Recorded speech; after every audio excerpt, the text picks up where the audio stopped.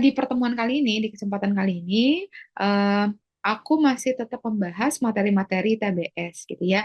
Kalau teman-teman sudah pernah nonton video-video sebelumnya, kita sudah pernah membahas materi-materi yang berhubungan dengan TBS. Itu yang pertama penalaran verbal. Itu ada beberapa video, kalau saya nggak salah ada 3 gitu ya. Terus kita bahas lagi penalaran eh, kuantitatif, atau kita bisa sebut itu sebagai kemampuan numerik gitu ya, kemampuan numerik. Dan ini adalah pertemuan keduanya gitu. Nah, apa yang akan kita bahas? Stay tune ya. Oke, jadi kali ini kita tetap akan membahas topik yang sama ya, di mana eh, tes penalaran numerik yang aku kasih judul di sini itu sebenarnya kemampuan kuantitatif kalau di TBS. Intinya sama saja ya, karena seputar angka. Nah, subtopik yang akan kita bahas itu terkait dengan aritmatika dan aljabar. Kalau di pertemuan berikutnya mungkin teman-teman ada yang nonton ya video sebelum ini, itu topiknya sama, hanya saja kategori soalnya masih dalam kategori mudah. Nah, kita akan pindah ke level yang lebih sulit, ya. Nah, aku ulas kembali. Jadi, penalaran kuantitatif atau kemampuan numerik itu diberikan 25 soal dalam durasi 40 menit. Jadi, teman-teman harus memaksimalkan pengerjaan soal itu minimal satu soal itu 1 menit 36 detik. Kenapa aku bilang minimal? Karena mungkin ada soal yang harus dikerjakan itu lebih dari itu, atau ada soal yang bisa dikerjakan kurang dari 1 menit. Karena tingkat kesulitan soal tiap nomornya itu akan berbeda-beda gitu. Ya, oke. Untuk tips pengerjaan soal aritmatika dan aljabar itu sebenarnya kurang lebih hampir mirip seperti tips yang sebelumnya aku berikan gitu. Jadi teman-teman harus paham konsep dasar dari aritmatika, paham konsep dasar dari aljabar, kemudian harus semangat gitu ya untuk terus latihan menghitung cepat, karena ala bisa karena biasa gitu ya.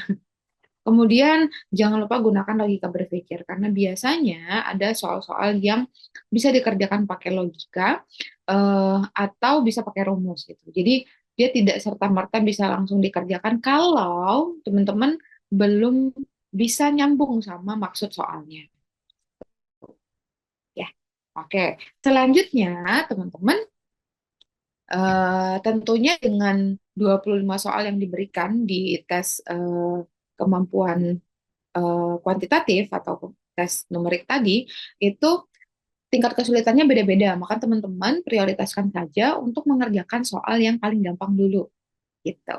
Karena kan nggak pressure ya, dan itu lebih apa ya? Kalau dari aku sendiri ketika mengerjakan soal, mulai dari soal yang paling gampang itu muncul optimisme gitu bahwa soal-soal berikutnya bisa aku kerjain. Ya, dan yang terakhir teman-teman bisa tinjau lagi materi-materi SMP, karena eh, secara apa ya, secara konsep sebenarnya eh, ini masih konsep dasar gitu ya. Jadi soal-soal yang diberikan di materi ini itu masih dasar banget. Jadi materinya berhubungan dengan materi-materi SMP gitu, ya, antara kelas 7, 8, 9 gitu. Oke, teman-teman, sebelum kita bahas, silahkan teman-teman di sini klik di kolom deskripsi, ada link untuk teman-teman mengerjakan 12 soal, soal aritmatika dan soal aljabar ya. Silahkan dikerjain, terus pakai kertas coret-coret, catat jawaban teman-teman, nanti akan kita bandingkan sama penjelasan yang akan dibahas berikutnya. Aku tunggu ya. Oke, sekarang kita akan membahas soal-soalnya ya. Gimana rasanya? Mengerjakan 19 soal, eh, soal tentang aritmatika dan aljabar. Pengalaman teman-teman gimana? Masih gampang atau sudah mulai kesulitan? Don't worry, kita akan diskusi sama-sama ya. Oke, kita mulai bahas dari soal nomor yang pertama. Nah, dalam teks itu biasanya memang dia harus diterjemahkan dalam bahasa matematis gitu ya teman-teman, supaya teman-teman bisa menghitung. Karena kalau misalkan tidak diterjemahkan di dalam kalimat matematik, itu akan lebih sulit gitu menalarnya. Gitu. Menurutku memang ketika dia sudah diterjemahkan ke dalam kalimat matematik, kalimat matematis gitu ya, pakai variabel, pakai konsep aljabar, itu kita lebih cepat dapetin jawabannya. Jadi tidak perlu pakai logika, agak lama. Logikanya di apa ya, ter terintegrasi sama persamaan yang udah kita buat. Gitu. Ya, kita mulai ya dari nomor satu. Yuk, sekarang berusia 2 kali Angelo. Kita kasih pemisalan saja kalau Yok itu adalah eh, pemisalannya itu adalah variabel X, sedangkan Angelo variabel Y misalkan. Berarti kita bikin persamaan. Sekarang Yok berusia 2 kali Angelo, berarti X sama dengan 2 kali Angelo. Karena Angelonya Y gitu. Tetapi 6 tahun yang lalu Yok berusia 5 kali usia Angelo. Secara logika, kalau 6 tahun yang lalu berarti usia Yok itu berkurang 6 tahun dong dari usia yang sekarang. Begitupun sama usia Yok. Berarti kalau pakai persamaan yang pertama itu ada 2 dikali usia Yok berkurang 6 tahun. Jadi kita punya persamaan 1 dan persamaan 2. Pertanyaan di soalnya berapa usia Yok sekarang, berarti Y-nya berapa gitu. Oke, kita akan mencari eh, X, kita akan mencari Y. Cuman kalau aku di sini aku lebih prefer eh sorry kok Y sih. Maaf ya, Yoknya aku misalin Y padahal Yoknya itu X. Ya, kita akan mencari X gitu ya, tapi aku prefer cari Y aja, karena nanti ketika Y-nya ketemu, kita bisa masukin ke X yang ini. Gitu. Oke? Nah, yuk kita mulai. Di persamaan yang pertama, X itu adalah 2Y. Maka substitusiin aja X-nya di persamaan kedua itu dengan 2Y. Berarti ini adalah 2Y dikurang 6. Yang ini ya.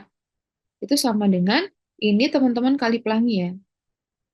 Jadi 2 kali Y itu 2Y, 2 kali negatif 6 itu 12. Gitu ya. Oke, sekarang kita pindahin teman-teman. Sorry, sebentar. Ada yang salah ya? 2 kali Angelo. Tetapi 6 tahun yang lalu,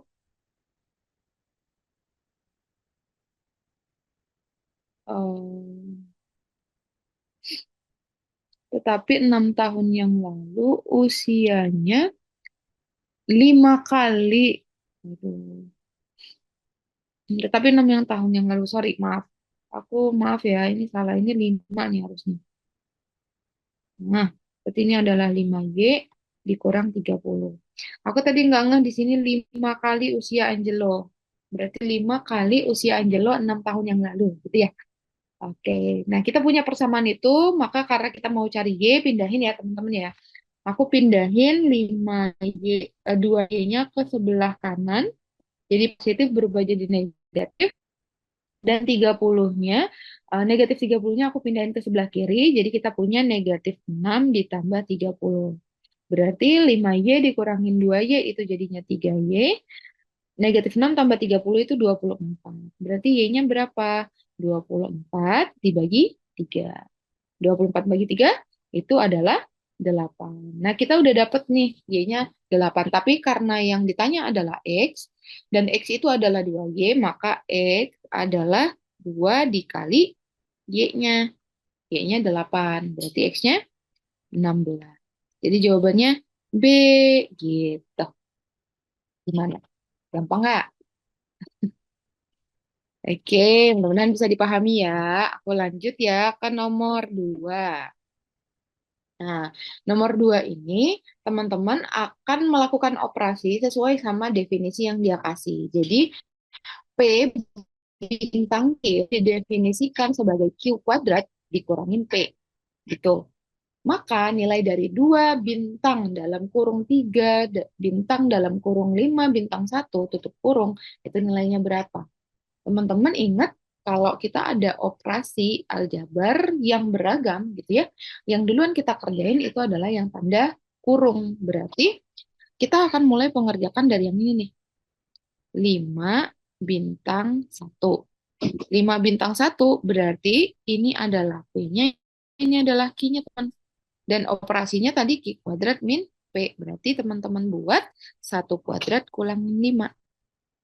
Berarti ini jadi negatif 4. Maka soal kita itu jadi 2 bintang, buka kurung, 3 bintang, 5 bintang satunya jadi negatif 4. Sorry.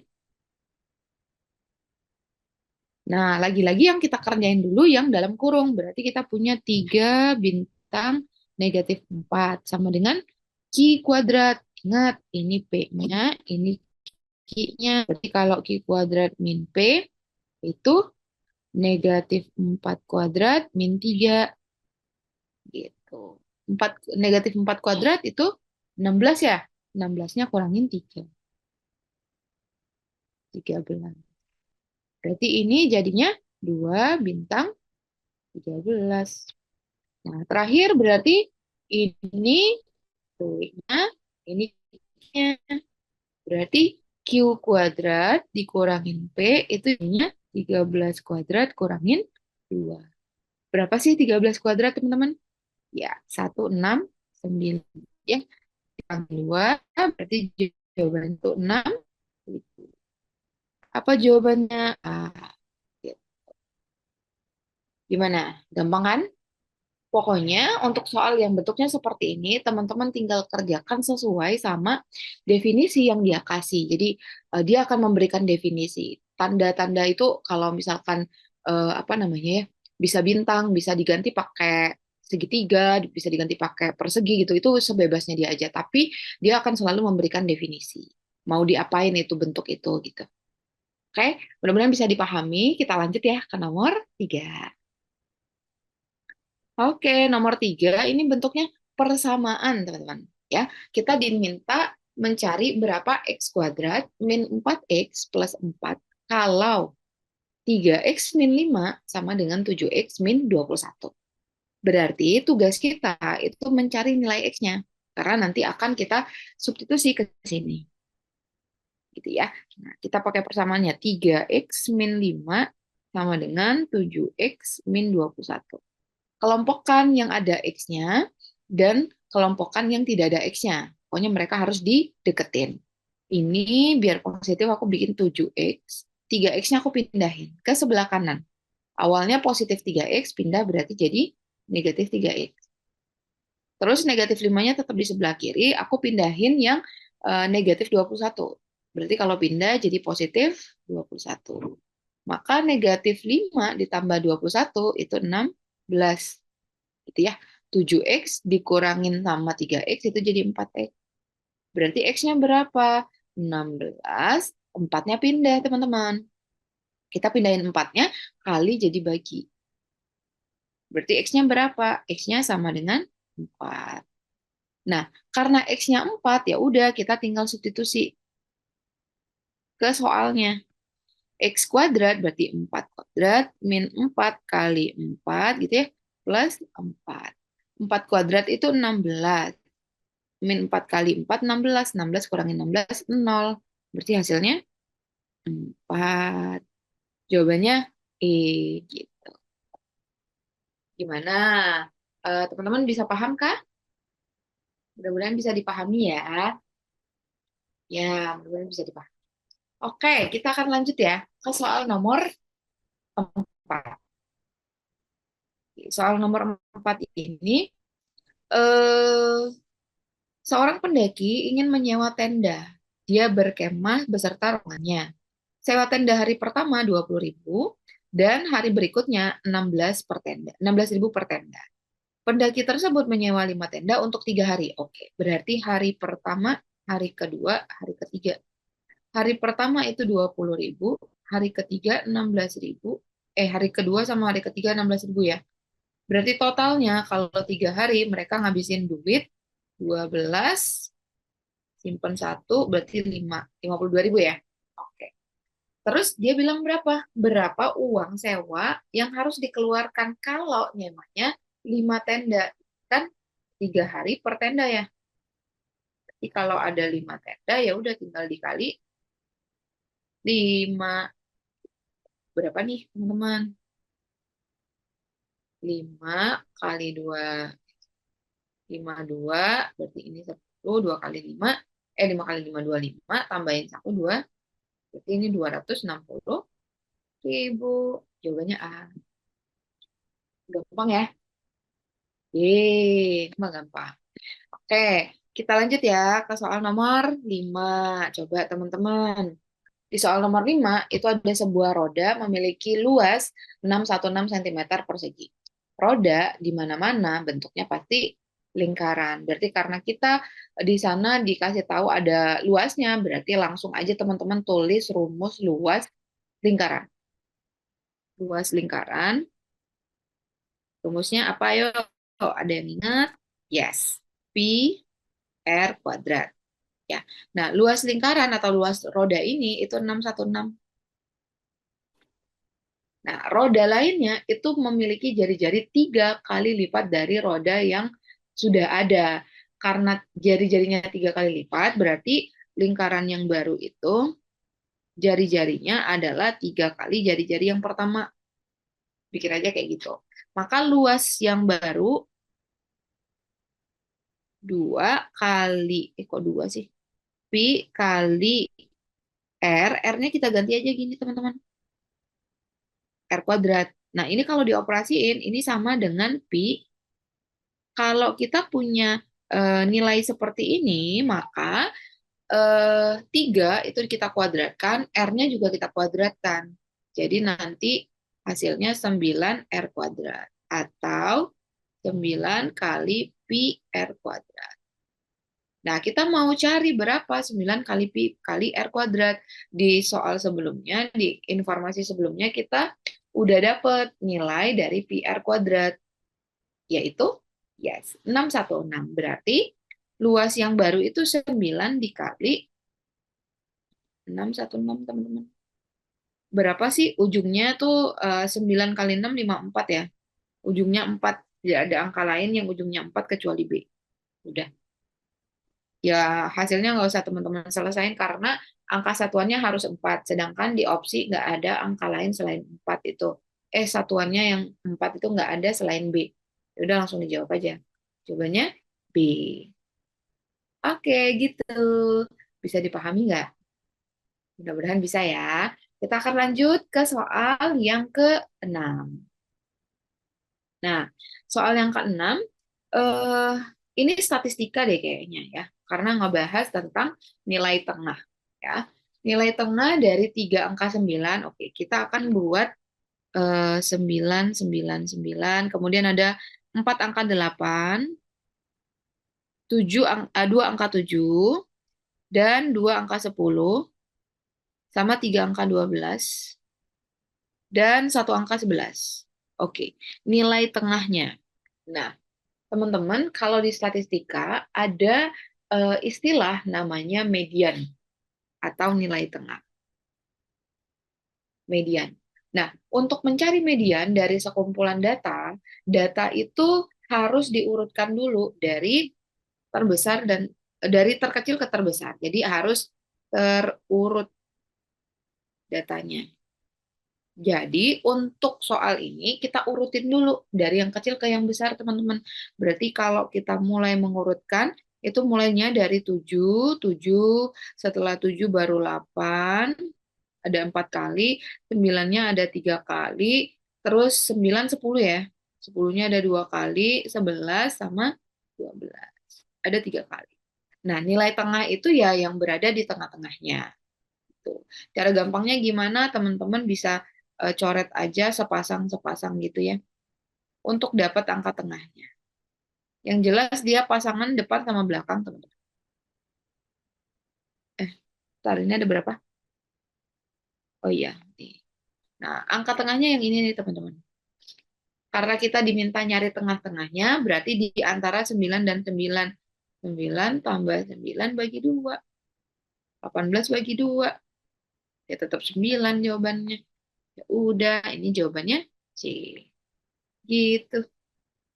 Gampang ya. Mudah-mudahan masih ingat ini. Karena itu tadi sih materinya itu masih dasar dan biasanya teman-teman bisa temukan materi ini di materi-materi SMP. Gitu. Oke, masih semangat ya. Kita akan lanjut ke nomor 7 nih. Oke. Nomor 7, jumlah ayam di suatu peternakan 140 lebih banyak daripada jumlah bebek. Biar gampang, pakai lagi pemisalan. Jumlah ayam sama jumlah bebek, gitu ya. Misalkan jumlah uh, ayam itu adalah Y, jumlah bebek adalah X. Kita bikin persamaan nanti ya. Y sama dengan 140 lebih banyak, berarti ditambah X. Atau teman-teman bisa bilang X ditambah 140, karena X-nya adalah bebek, dan jumlah ayam itu 140 lebih banyak daripada bebeknya. Gitu. Oke, selanjutnya teman-teman, di situ ada setiap 3 bulan jumlah ayam bertambah 2 kali lipat, dan bebek bertambah 20 ekor, 25 ekor. Berarti ini per 3 bulan ya. Jumlah ayam itu 2 kali lipat, berarti 2 kali X plus 140. Sedangkan jumlah bebek itu bertambah 25, gitu ya. Berarti bebeknya itu bebek bebek adalah X awal gitu ya, ditambah 25. Yang sekarang gitu ya. Ini aku bisa bilang ayam aja deh. Nah, terus dia bilang lagi di soalnya, jumlah semua ternak setelah 6 bulan. Berarti kita akan kali 2. Kan 6 bulan itu 2 kali 3 bulan kan? Berarti kali 2 aja teman-teman. Kali 2. Gimana caranya? Oke. Kita kali 2. Berarti ayam setelah 6 bulan ya. Ayam itu jadi 4 kali X plus 140. Itu ayamnya. Ya kan? Kenapa jadi 4? Karena 2 kali 2. Gitu. Terus bebeknya kan bertambah. Nggak ada perkalian ya. Berarti bebeknya ada 2 kali 25. Jadi bebeknya X plus 50. Di soalnya diketahui jumlahnya akan sama dengan 1210. Operasiin ya teman-teman ya. Ini kita kali ke dalam. Berarti ini 4X ditambah. Ini jadinya 560 gitu ya. Ditambah X plus 50. Sama dengan 1210. Oke, ini jadi 5X karena ada 4X ditambah X jadinya 5X. 560 ditambahin 50 itu ya 610 sama dengan 1210. Berarti 5X-nya teman-teman itu 1210 kurangin 610. Berapa? 600 ya. 5X-nya sama dengan 600. Berarti X-nya berapa? 600 dibagi 5. Hasilnya 120. X-nya apa? X-nya bebek. Ya udah, jawabannya C. Karena X kita yang kita misalkan di soal itu untuk bebek. Gitu. Ya, oke. Mudah-mudahan bisa dipahami ya. Udah nomor 1 sampai nomor 7 nih. Gimana? Jawabannya pada benar semua atau enggak? Mudah-mudahan benar ya. Kita akan lanjut ke soal berikutnya, itu soal nomor 8. Oke, lagi-lagi kita akan melakukan pemisalan, teman-teman ya, supaya lebih gampang kita menyelesaikannya. Tabungan Andi Rp2.000 lebih banyak daripada tabungan Badrus. Oke, kita bilang Badrus adalah X. Kita misalin Badrus adalah X. Berarti tabungan Andi adalah X plus 2.000. Citra 3 kali Badrus. Citra 3 kali Badrus. ditambah Andi. Andinya X plus 2000 berarti. Karena Andinya yang ini kan. Gitu ya. Jika jumlah tabungan mereka bertiga adalah 70.000, maka berapa rupiah tabungan Citra? Berarti Badrus ditambah Andi ditambah Citra itu tabungannya 7.000. 70.000. Badrus itu X, Andi berarti X plus 2000. Kalau Citra berarti ini bisa dioperasin dulu ya. Citra tuh 4X ditambah 2000. 4X ditambah 2000. Jumlahnya harus sama dengan 70.000. Gitu. Berarti apa nih yang dilakuin? Jumlahin yang X-X-nya. Ada X ditambah X berarti jadi 2X. Ditambah 4X jadi X. Terus 2000 tambah 2000 jadinya 4000. Sama dengan 70.000. Berarti 6X-nya 70.000 kurangin 4.000 teman-teman. Jadinya 66.000. Maka X-nya berapa? 66.000 dibagi 6. 11.000. Jadi jawabannya berapa? Belum. Yang ditanya Citra. X itu Badrus. Ya udah, Citra 4X ya ditambah sama 2000. 44 tambah 2000, 46.000. Jadi jawabannya D gitu. Gimana? Bisa dipahami nggak? Mudah-mudahan bisa dipahami ya. Oke, kita lanjut ya ke nomor 9. Nah, nomor 9 juga sama nih teman-teman, masih pakai cara yang tadi gitu ya. Kita akan lakukan pemisalan. Sorry. Kita akan lakukan permisalan untuk membeli 8 ballpoint in cash. Untuk membeli 8 ballpoint, uang Inka sisa 4.400, untuk 10 ballpoint, uangnya kurang 2.000. Maka uang Inka itu berapa sih? Anggap aja uang Inka itu adalah U. Gitu ya. Ballpoint itu kita misalin P. Berarti kita bikin persamaan nih teman-teman. Dia beli 8, uangnya sisa 4.000. Berarti uang dia kalau beli 8 ballpoint, itu ada sisa 4.400. Ini persamaan pertama. Terus persamaan kedua, kalau dia beli 10 ballpoint, uangnya kurang 2.000. Berarti ketika uangnya itu dipakai untuk beli 10 ballpoint, uangnya minus 2.000. Ini persamaan dua. Kita diminta nyari U-nya. Ya kan? Udah segampangnya gimana ya, bebas sih sebenarnya ya. Tapi kalau kita lihat karena udah ada sama U, nggak usah nyari U, nyari P aja, nanti tinggal disubstitusi P-nya ke persamaan. Ya, langsung aja ya, eliminasi aja, dikurang. Karena U-nya sama-sama positif, jadi teman-teman kurang aja. Langsung pakai operasi pengurangan. Negatif 8P dikurang sama negatif 10P. Negatif 8P, negatif ketemu negatif, hasilnya positif. Jadi ada negatif 8P ditambah 10P, hasilnya 2P. U-nya habis teman-teman, karena dieliminasi. Gitu ya. Ada 4.400 dikurang sama negatif 2.000.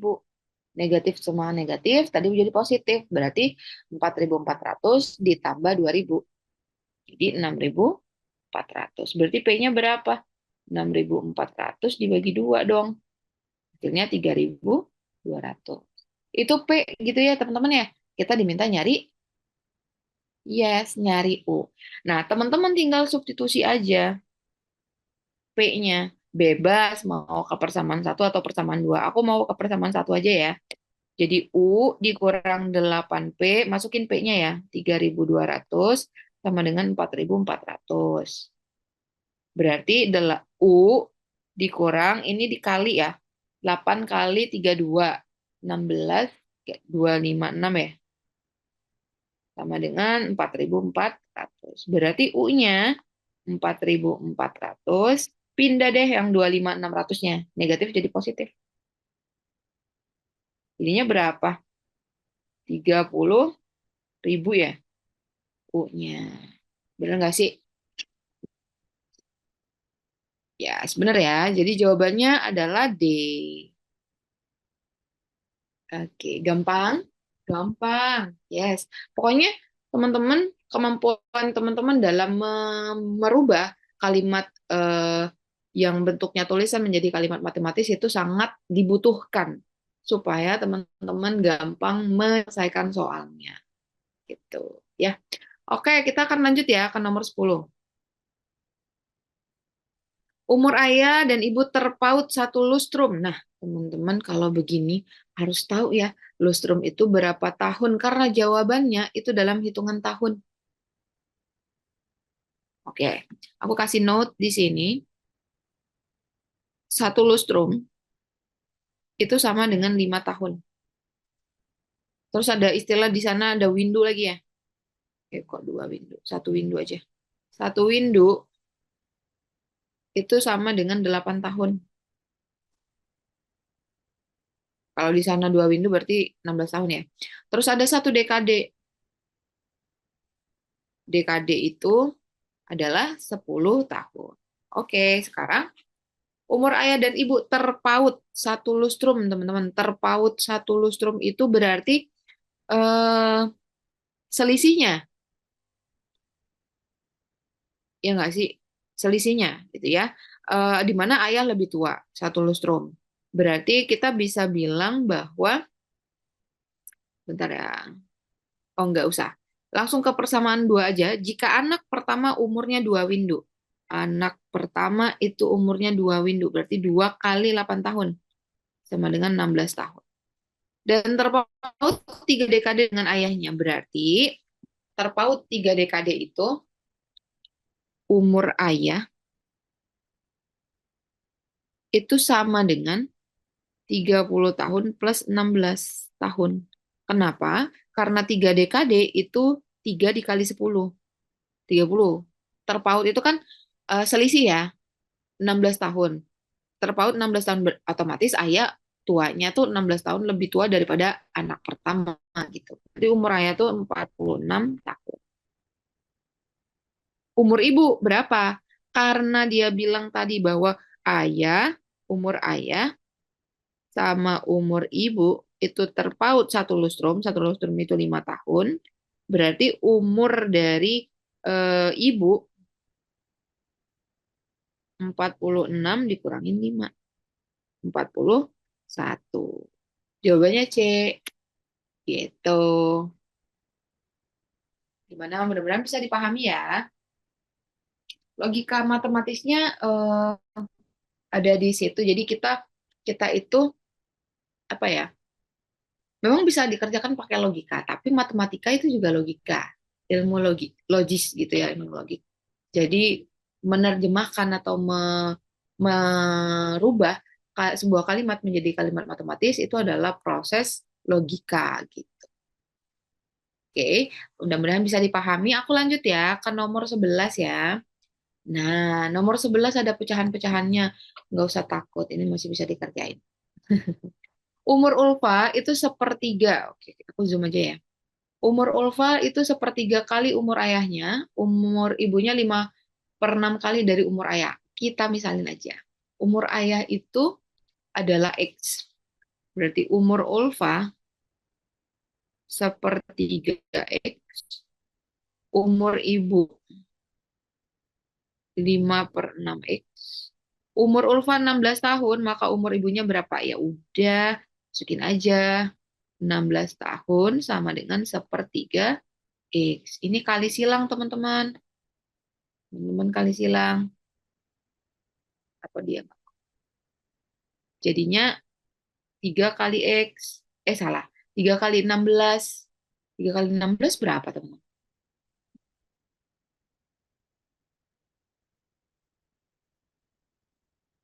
Oh, aku salah ya. Maaf ya.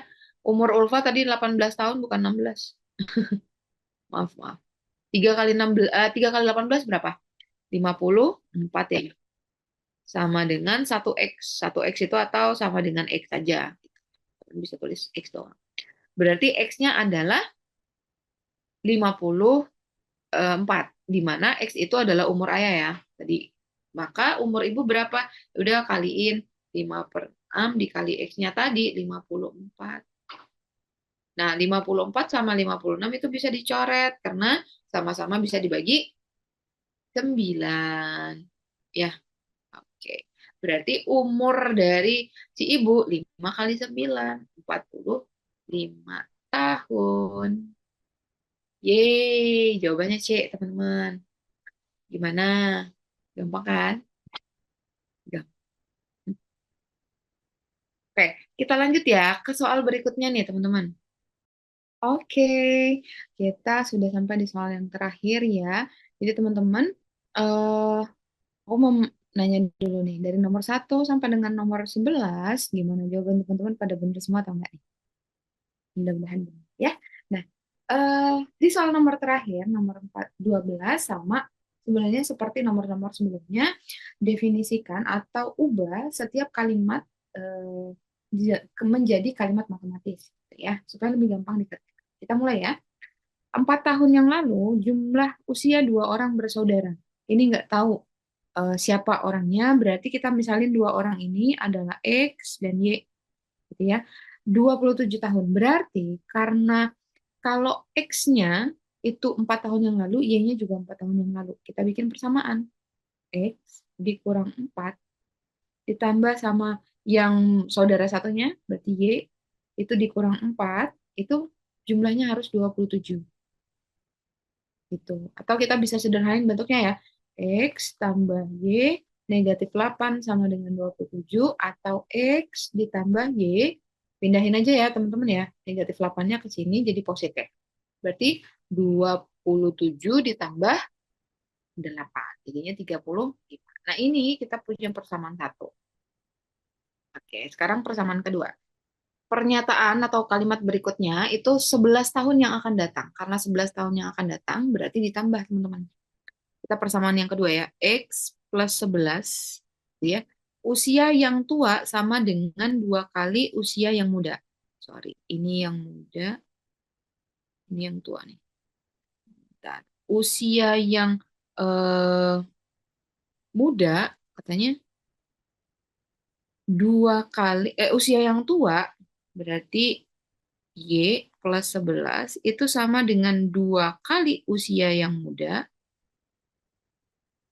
tapi harus ditambah 6.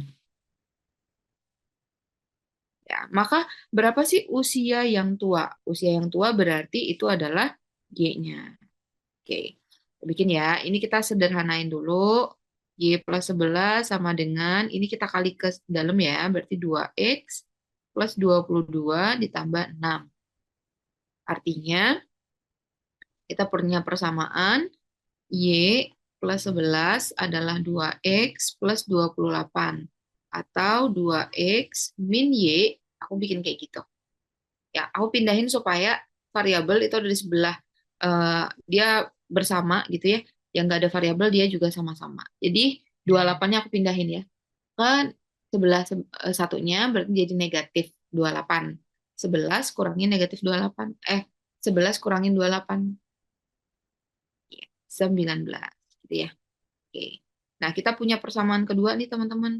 Kita mau nyari berapa Y-nya. Ya udah, kita eliminasi aja. X plus Y sama dengan 35. 2X min Y itu sama dengan 19. Eliminasi aja Y-nya ya. Walaupun nyari Y, nggak apa-apa sih ya. Nggak apa-apa. Lebih gampang tanpa harus mengalih-alih. Kita tambah karena beda tanda. Y satunya positif, Y yang satunya lagi negatif. Berarti 2X ditambah X itu jadi 3X. Ini jadi habis ya. Ini jadinya 54. Ya. Berarti X-nya berapa? 54 dibagi 3. Hasilnya berapa tuh? 16 tahun X-nya. Ya. Berapa Y-nya? Nah, teman-teman tinggal substitusi ke persamaan 1. Kalau X tambah Y-nya 35, berarti Y-nya adalah 35 dikurangin 16 dong. Gitu kan ya? Berapa? Ya, 19 tahun. Jadi jawabannya adalah D. Oke, itu ya teman-teman. Mudah-mudahan bisa dipahami.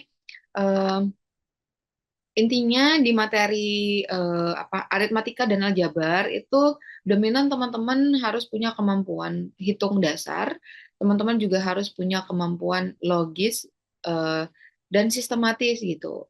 Sama teman-teman harus punya kemampuan untuk bisa menerjemahkan soal-soal atau menerjemahkan setiap kalimat dalam soal itu menjadi kalimat matematis. Gitu, ya. Oke, kita udah di penghujung eh, soal. Mudah-mudahan aku berharapnya sih teman-teman bisa paham ya apa yang aku jelasin. Kalau misalkan memang belum paham, boleh banget teman-teman nonton ulang, diperlambat aja videonya supaya lebih gampang menyerap apa ya setiap penjelasan yang aku kasih gitu ya. Terus teman-teman boleh banget teman-teman memberikan rekomendasi ke kami gitu ya. Eh, Materi-materi apa yang perlu kita bahas selanjutnya. Jadi tinggalkan rekomendasi itu di kolom komentar. Nanti akan dibaca oleh tim kita, ya. Dan buat video ini eh, boleh banget di-share ke teman-teman yang lain untuk bisa belajar bareng gitu ya. Jadi bisa berbagi manfaat, nggak cuma teman-teman yang belajar, tapi orang lain juga bisa dapat manfaatnya gitu, ya. Sampai ketemu di video berikutnya. Senang banget bisa membahas soal sama teman-teman dan mudah-mudahan teman-teman semakin semangat dan optimis untuk bisa lulus TBS LPDP ya. Nggak ada yang nggak mungkin kalau kita berusaha dibarengi sama doa ya. Salam sukses dan moga-moga nanti teman-teman bisa menjadi keluarga dari LPDP. Bye-bye teman-teman.